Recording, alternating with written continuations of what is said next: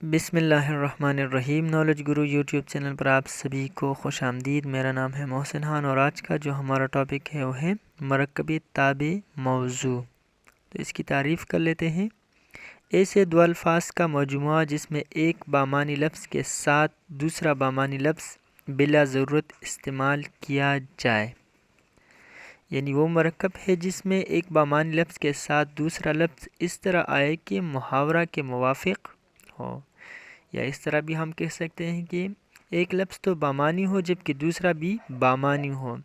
اس طرح کے مجموعے کو، اس طرح کے مرکب کو مرکب تابع موضوع کہا جاتا ہے۔ مثالیں ہیں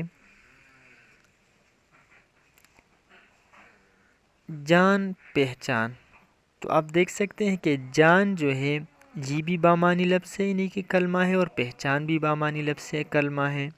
ٹھیک ہے، تو اس سے یعنی دو بامعنی الفاظ جو ہے یہاں پر آئے ہیں، اس کا مجموعہ جو ہے یا اس سے جو مرکب بنا ہے یہ مرکب تابع موضوع کہلائے گا۔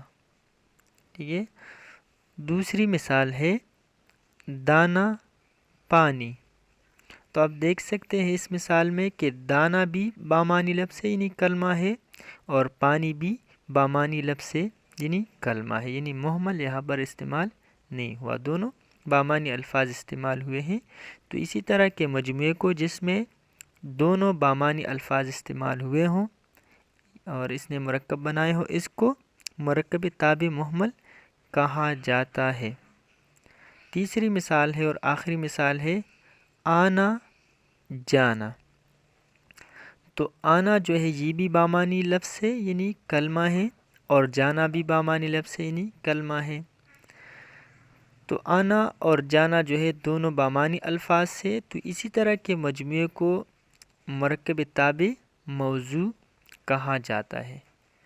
تو امید کرتے ہیں آپ سمجھ چکے ہوں گے۔ اگر آپ کو آج کی ہماری یہ ویڈیو لیکچر پسند آیا ہو تو لائک کیجئے، چینل کو سبسکرائب کیجئے۔